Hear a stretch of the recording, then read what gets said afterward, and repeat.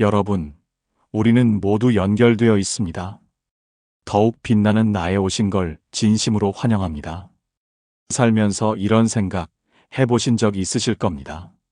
나는 분명 진심으로 잘해줬는데 왜 자꾸 사람들한테 무시당하지?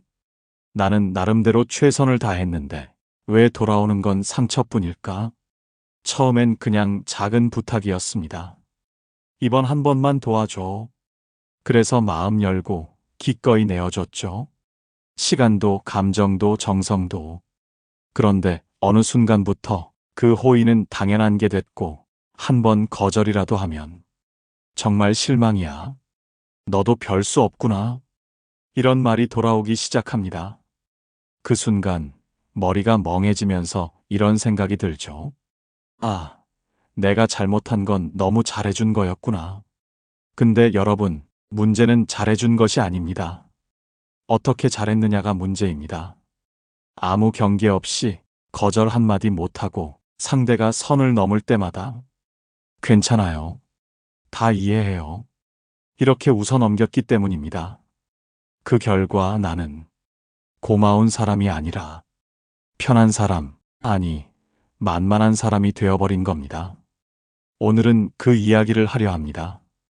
사람한테 잘해주는 게 죄가 아니라 잘못된 방식으로 잘해주는 게 문제라는 것. 이제는 착하게만 살지 마세요. 그렇게 살면 이용만 당하고 끝납니다. 이렇게 대해야 사람들이 당신을 귀하게 봅니다. 오늘 그 방법을 알려드리겠습니다. 주제가 마음에 드신다면 구독과 좋아요 눌러주세요. 여러분의 마음을 안아주는 좋은 컨텐츠로 보답하겠습니다. 그럼 지금부터 착한 사람을 우습게 보는 사람들의 심리를 강력하게, 적나라하게 까발려 보겠습니다. 착한 당신을 이용하는 사람들은 사실 그렇게 복잡하지 않습니다. 그저 단순하고 뻔뻔할 뿐이죠. 첫 번째, 그들은 우월감에 빠진 멍청이들입니다. 무례한 사람들은요, 착한 사람을 볼 때, 저 사람 참 따뜻하다. 고마운 사람이구나. 이렇게 생각하지 않습니다. 뭐라고 생각하느냐고요? 아, 얘는 좀 휘두르기 쉽겠는데? 한두 번만 부탁해도 바로 해줄 스타일이네. 어차피 못 거절하니까 내가 이득 좀 보자. 그들은 속으로 자신이 더 똑똑하고 더 우위에 있다고 느낍니다. 이걸 심리학에서는 우월적 착각이라고 부릅니다.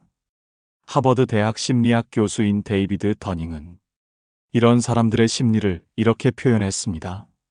능력 없는 사람일수록 자신의 판단과 통제가 뛰어나다고 착각한다. 네, 그 잘해준 사람을 깔보고 자기 뜻대로 휘두를 수 있다고 생각하는 사람일수록 사실은 내면이 허약하고 무지한 사람입니다. 그러니까 똑똑해서 이용하는 게 아니라 멍청해서 감사라는 감정을 모르는 겁니다. 이 사람들은 당신의 배려가 배려로 안 보입니다. 그저 자기가 이득을 취할 수 있는 틈 혹은 기회로 보일 뿐이죠. 그래서 당신이 한두 번 양보하면 아, 저 사람은 해주는 게 당연해. 이렇게 뇌가 학습해버립니다. 처음엔 고마워하던 사람도 3번, 4번 도와주면 그 정도는 늘 해줬잖아. 이런 식으로 돌아섭니다. 그리고 어느 날 당신이 딱 한 번 거절하면 왜 갑자기 그래? 요즘 너 변했어. 되게 쪼잔하다. 그거 하나 못 해줘? 이런 말을 서슴없이 내뱉습니다. 왜일까요? 당신의 착함이 기본값이 되어 있었기 때문입니다. 그리고 그 기본값이 무너질 때 자기 권리가 박탈당한 듯 반응하는 거죠. 그 순간 당신의 마음에는 이런 말이 맴돕니다. 내가 사람을 잘못 봤구나. 아니요. 사람을 잘못 본 게 아닙니다. 그 사람이 본색을 드러낸 것뿐입니다. 쇼펜하우어는 말했습니다. 어떤 사람의 품격은 그가 약한 사람을 대하는 태도에서 드러난다. 그들은 자기보다 더 착한 사람, 더 여린 사람을 보면 감사가 아니라 우월함을 느낍니다.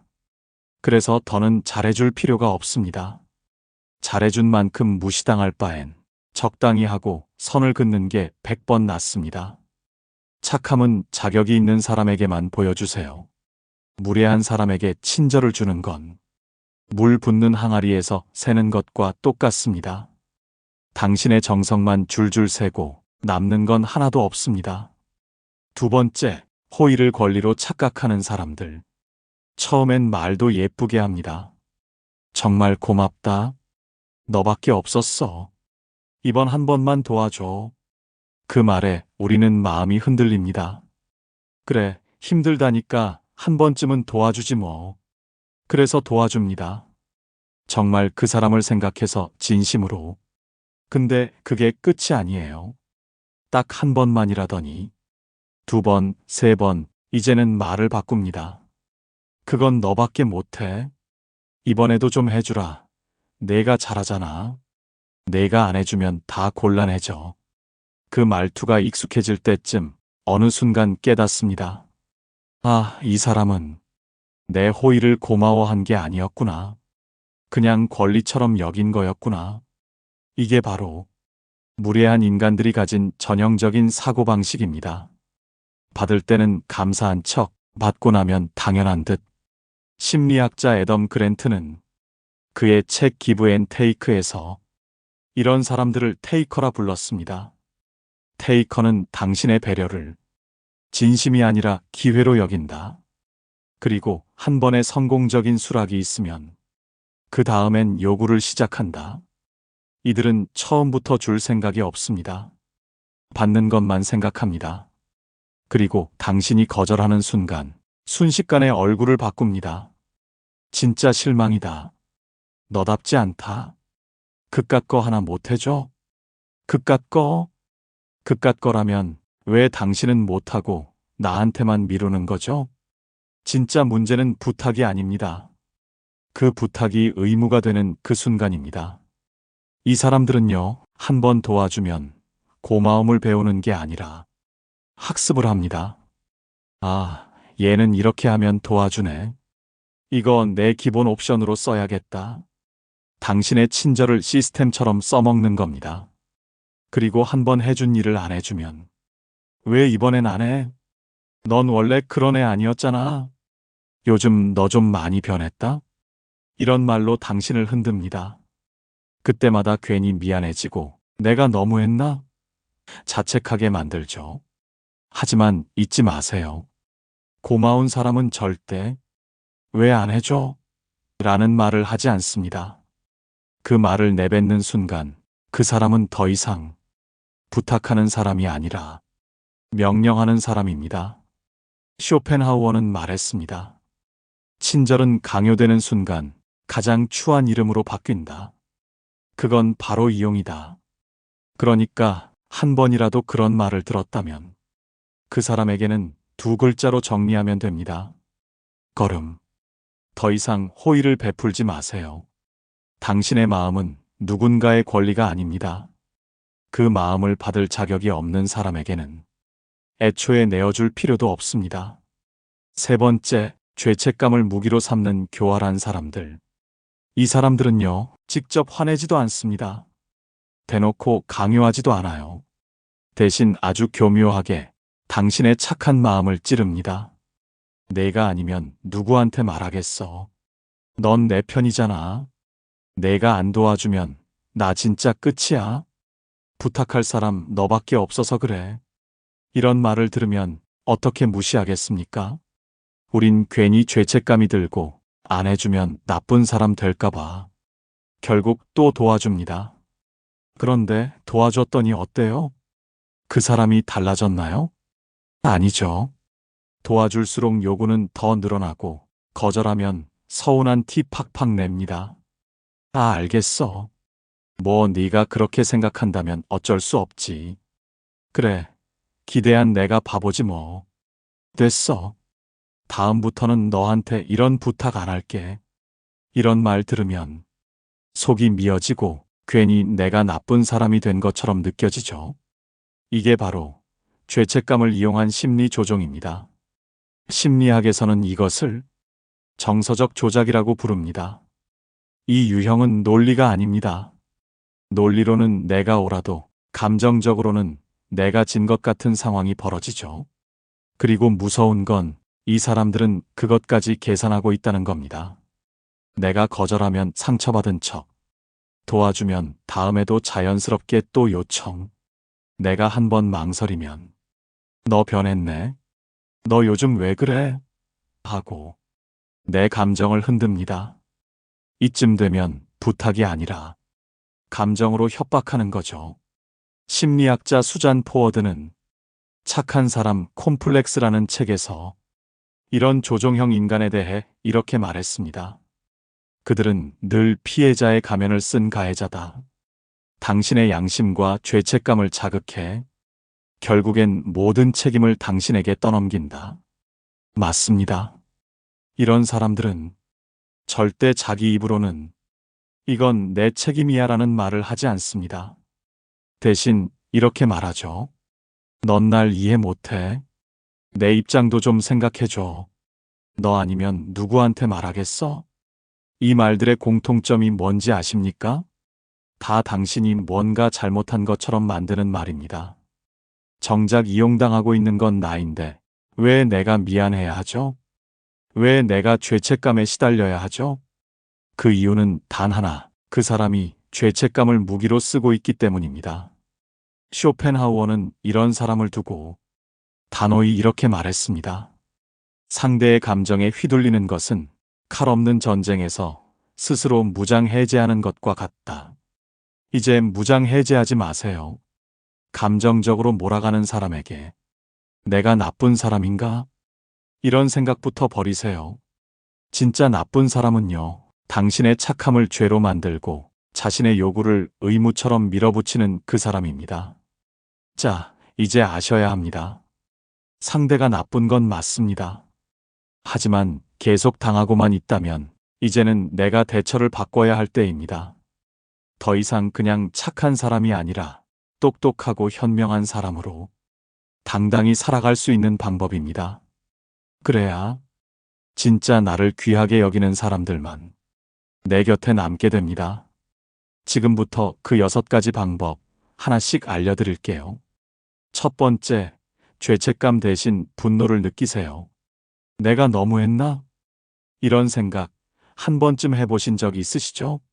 사실은요, 우리가 너무한 게 아니라 너무 잘해준 겁니다. 처음엔 진심이었습니다. 좋아서 도와준 거고 마음이 같기 때문에 한 겁니다. 하지만 어느 순간부터 상대방은 그 호의를 당연하게 여기기 시작합니다. 그거 하나 못 해줘? 넌 원래 그런 사람 아니었잖아. 난 너만 믿었는데. 이런 말들이 쏟아집니다. 그 말을 들은 우리는 내가 너무했나? 하고 자책하게 됩니다. 하지만 잘 들여다보면 그 감정은 죄책감이 아닙니다. 그건 억울함입니다. 내가 준 마음이 무시당했을 때, 내가 보여준 배려가 짓밟혔을 때 느껴지는 정당한 감정입니다. 이 억울함은 참아야 할 감정이 아닙니다. 표현해야 할 감정이고 내 경계를 지키기 위해 꼭 필요한 분노입니다. 철학자 쇼펜하우어는 이렇게 말했습니다. 모욕은 우리가 그것을 참을 때 더 깊어진다.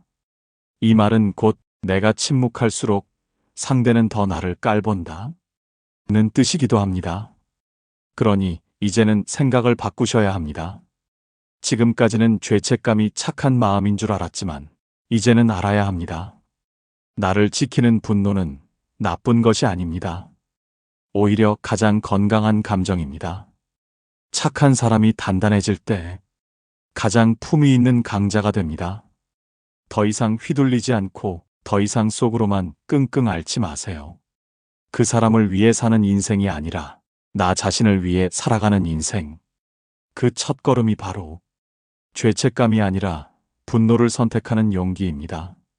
두 번째, 한계를 명확하게 선포하세요. 착한 사람이 가장 많이 놓치는 게 하나 있습니다. 바로 경계입니다. 상대는 자꾸 다가옵니다. 이번엔 진짜 마지막이야. 너니까 부탁하는 거야. 내가 안 도와주면 큰일이야. 당신은 한 번 더 도와줍니다. 그 사람은 한 걸음 더 들어옵니다.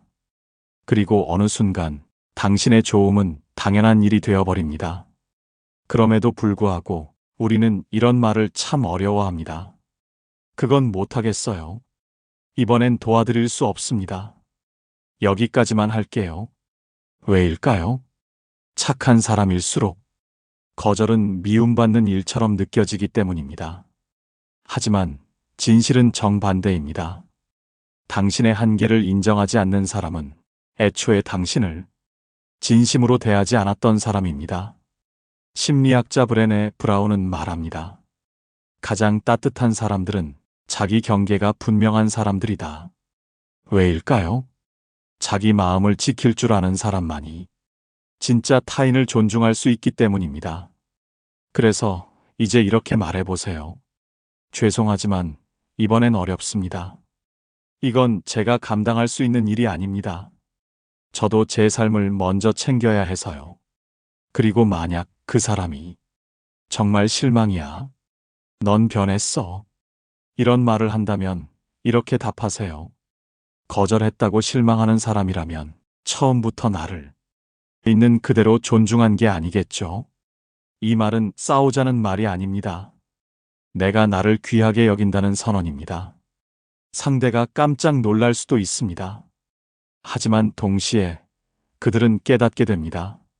아, 이 사람은 더 이상 만만한 사람이 아니구나.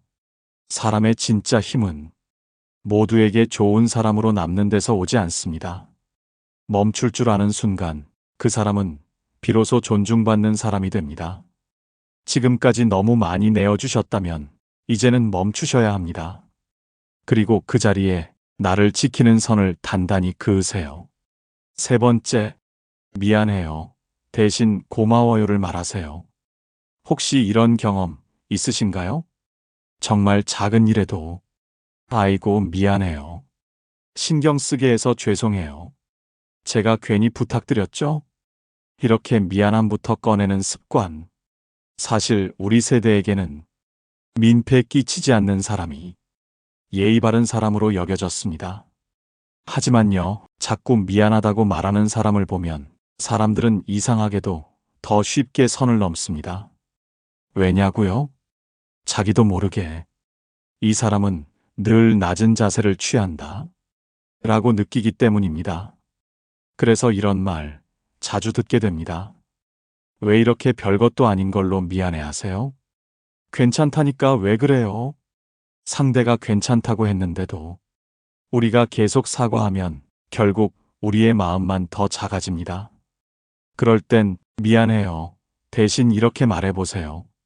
신경 써주셔서 정말 고마워요. 이렇게 이해해 주셔서 감사해요. 도와주셔서 든든했어요.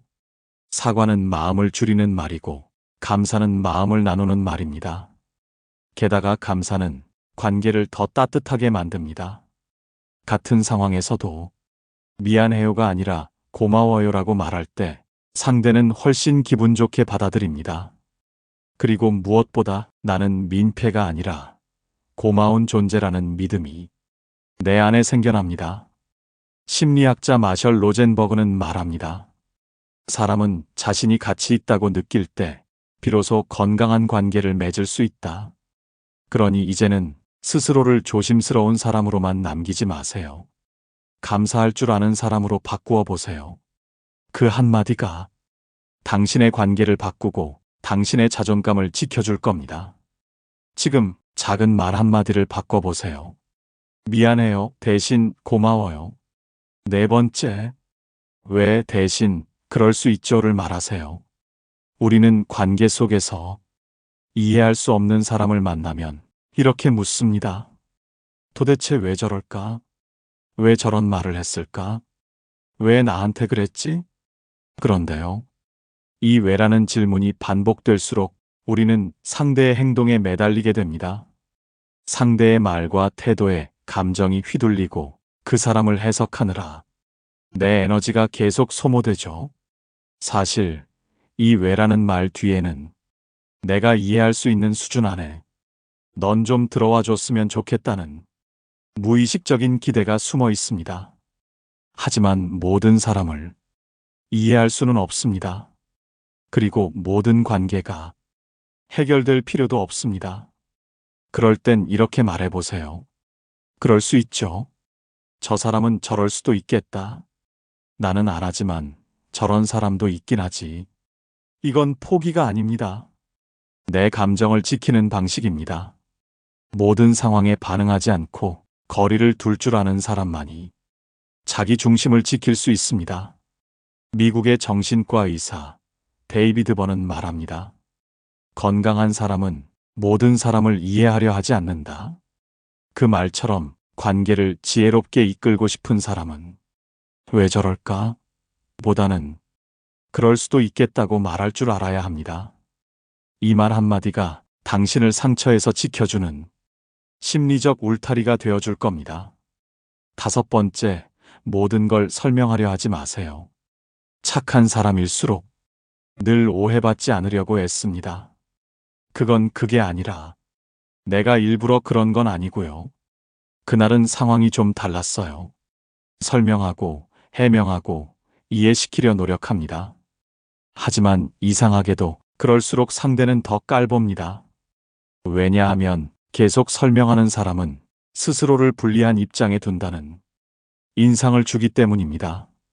나는 잘못이 없어요라고 말하는데 그 모습이 오히려 뭔가 캥기는 게 있으니까 저러나 이런 생각을 불러오게 되죠. 설명은 진심이 통하는 사람에게만 하는 겁니다. 이미 당신을 의심하고 비난하기로 마음먹은 사람에게는 100번 말해도 소용없습니다. 그럴 땐 이렇게 말해보세요. 제 입장은 충분히 말씀드렸습니다. 더 이상 말하지 않아도 될 것 같아요. 믿고 싶지 않으시다면 어쩔 수 없죠. 이건 냉정한 태도가 아니라 스스로를 지키는 태도입니다. 나를 믿어주지 않는 사람에게 끝없이 나를 증명하려 들지 마세요. 그 시간에 나를 알아봐주는 사람에게 마음을 써야 합니다. 철학자 아우렐리우스는 말했습니다. 남의 판단에 휘둘릴수록 내 삶은 점점 남의 것이 된다. 당신 삶의 주인은 당신 자신입니다.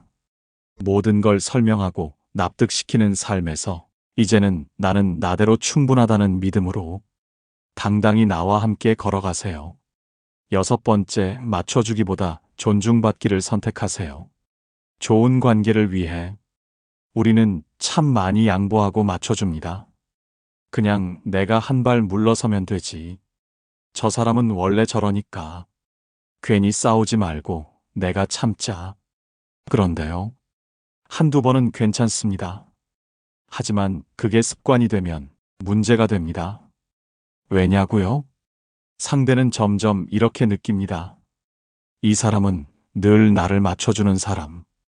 그리고 그 다음부터는 당연하게 대하기 시작합니다. 그 순간 당신은 상대에게서 존중이 아니라 편리한 사람으로 자리 잡게 됩니다. 심리학자 해리 스타크 설리번은 말합니다. 관계는 서로의 고유함을 인정할 때 비로소 성숙해진다. 맞습니다. 진짜 건강한 관계는 내가 얼마나 맞췄느냐가 아니라 서로의 차이를 어떻게 존중했느냐에 달려 있습니다. 그러니 이제는 이렇게 말해보세요. 저는 그 방식보다 이게 더 편해요.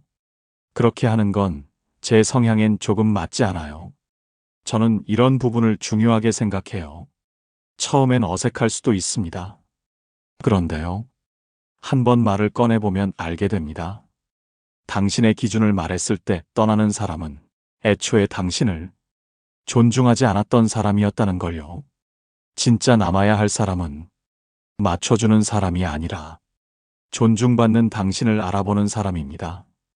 당신의 마음, 이제는 지우지 말고 분명히 그리고 자신 있게 꺼내놓으세요. 그게 바로 당당한 인간관계의 시작입니다. 자, 여러분.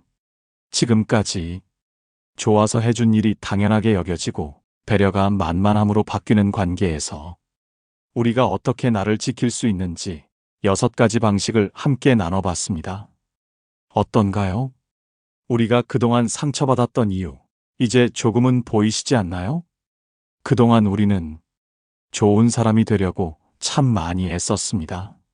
하지만 이제는 좋은 사람에 머물지 않고 나를 귀하게 여기는 사람으로 바뀌어야 할 때입니다. 그래서 오늘 이 말을 꼭 기억해 주셨으면 좋겠습니다. 우리는 이미 충분히 멋진 사람입니다. 상대를 위해 너무 많이 내려놓았을 뿐 우리의 마음과 품격은 결코 작지 않았습니다. 그러니 이제는 외면받는 착함보다 존중받는 단단함으로 나아가세요. 마음을 지키는 말, 경계를 세우는 용기, 그리고 스스로를 귀하게 여기는 태도. 그것이 결국 우리의 인간관계를 바꾸고 삶을 바꾸게 될 것입니다. 오늘 영상이 당신 안의 단단한 멋을 깨우는 시작이 되길 바랍니다. 지금까지 함께 해주셔서 고맙습니다.